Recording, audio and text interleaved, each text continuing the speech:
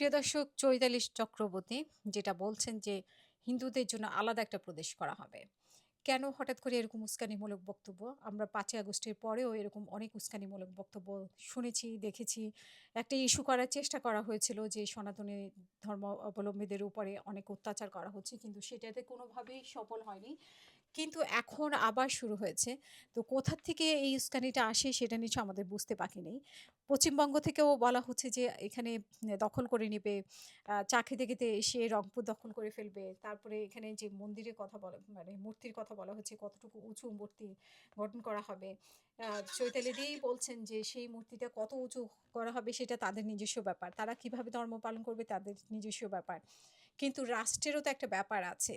রাষ্ট্রেরও তো মানে আমরা সংখ্যাগরিষ্ঠ মুসলিম দেশ, আমরাও কিন্তু একটা নিয়ম মেইনটেইন করি। তো সেই রাষ্ট্রের নিয়ম কিন্তু সবারই মেইনটেইন করতে হয়। কিন্তু উনি যে উস্কানিমূলক বক্তব্যটা দিয়েছেন, একটু বক্তব্যটা শুনে আসি তারপরে কথা বলি। উপদেশ করব শুধুমাত্র সনাতনীদের জন্য। আমার মন্দিরে আমি কোথায় আমার দেবতাকে কতটুকু রাখবো তার কৈফিয়ত আপনাকে আমি দেব না। আপনি কোথাকার হরিদাস পাল যে আপনাকে এই কৈফিয়ত দিতে হবে? আমি একজন সনাতনী, আমার ট্যাক্স আপনি নেন না, আমার সমস্ত কিছুর অধিকার আপনার আছে না? তাহলে আপনি যখন নিচে মসজিদ থাকার পরেও রাস্তায় যখন নামাজ পড়েন তখন আমরা কি কখনো বলেছি যে এই রাস্তায় নামাজ পড়া যাবে না? এই রাস্তাটা তো আমাদেরও, কিন্তু আমরা মানবিকতা দেখাই। আপনাদের মধ্যে কোনো মানবিকতা নাই। আমার মন্দিরে আমার বাড়িতে আমি কিভাবে উনি বলছে যে আমাদের মধ্যে নাকি কোনো মানবিকতা নেই। মানবিকতার কি না দেখিয়েছে।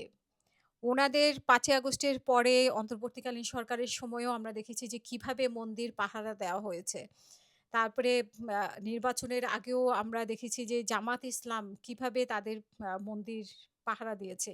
মূর্তি, মন্দির যাতে কোনো সমস্যা না হয়।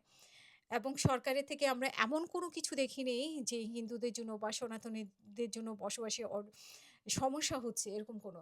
তারপরেও কেন এরকম আমার উস্কানিমূলক দেবতাকে বক্তব্য? তার কি সাথে আমাদের রাখবো। বাকি আছে?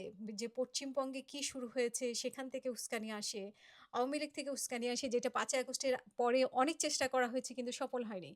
এখনো চেষ্টা করা যাচ্ছে। আপনি দেখেন চৈতালি চক্রবর্তী কিভাবে দিনে দুপুরে সবার সামনে রাষ্ট্রকে চ্যালেঞ্জ করছে। এইটা কিন্তু মানে রাষ্ট্রদ্রোহিতার শামিল। উনাকে কিন্তু গ্রেপ্তার করার কথা সরাসরি। কিন্তু উনাকে যদি এখন গ্রেপ্তার করা হয়, আমার মনে হয় যে উনি ইচ্ছা করেই এটা করছেন। কারণ গ্রেপ্তার করা হলে এটা এর একটা ইস্যু কৈফিয়ত হবে। নিশ্চয়ই আমি আপনাদেরকে দিব না। আপনি কোথাকার হরিদাস পাল? এই কৈফিয়ত দিতে হবে আপনাদের। আপনারা যদি বেশি বাড়াবাড়ি করেন, আমরা কিন্তু বিভিন্ন মানবতা, বিভিন্ন বিশ্বের দেশ থেকে সাহায্য চেয়ে আমরা বাংলাদেশ আরেকটি প্রদেশ করব। শুধুমাত্র আমরা কিন্তু সেটা চাই, এরকমই হবে। সনাতনীদের আলাদা একটি প্রদেশ হয়ে যাবে।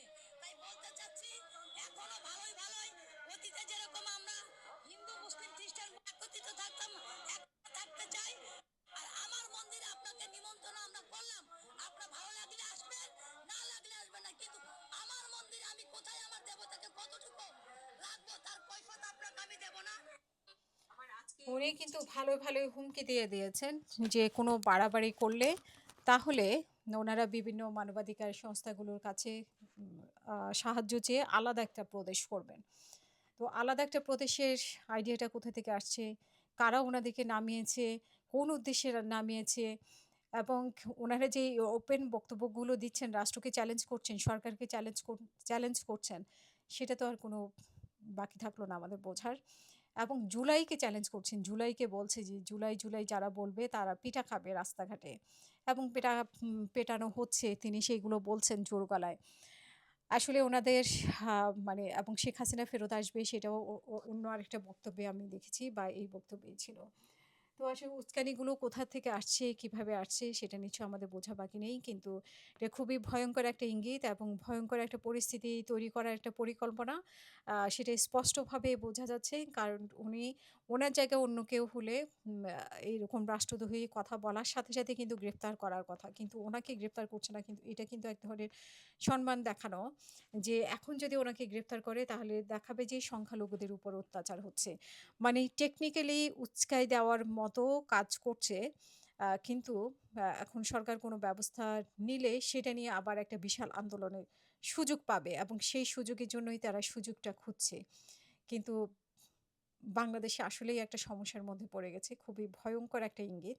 আলাদা প্রদেশের ইঙ্গিত, আলাদা প্রদেশের কথা আমরা অনেক দিন থেকেই শুনছি এবং শুভেন্দু অধিকার একের পর এক যেই কথাগুলো বক্তব্যগুলো রাখছে সেই বক্তব্যের সাথে কিন্তু চৈতালি দি যেটা বলছেন, বাংলাদেশের মাটিতে দাঁড়িয়ে কোনো বাংলাদেশী নাগরিক এভাবে বলতে পারতেন কিনা আমার সন্দেহ আছে। শক্ত খুঁটির জোর না থাকলে এই কথাগুলো ওনার বলার কথা না। এবং তিনি জুলাইকে নিয়ে যেভাবে বলেন, তারপরে উনি সরকারকে বিশেষ করে জামাত ইসলাম সম্পর্কে যে কথাগুলো বলেন, এটা স্পষ্ট যে খুব পরিকল্পিতভাবে উস্কানি দেওয়া। সো প্রিয় দর্শক, আমাদেরকে সতর্ক থাকতে হবে। এটা কিন্তু একটা সতর্কবাণী যে, এবং সতর্কবাণী এবং এটা কিন্তু আ মানে প্রচণ্ডভাবে তিনি হুমকি দিয়েছেন যে এর পরবর্তীতে কিছু হলে আলাদা একটা প্রদেশ হবে। মানে বাংলাদেশের মধ্যে আলাদা একটা প্রদেশ হবে, সেই প্রদেশে হিন্দুদের রাজত্ব থাকবে। তো প্রিয় দর্শক, এখন বাংলাদেশ সরকারের অবশ্যই বুঝে শুনে একটা ব্যবস্থা নেওয়া উচিত।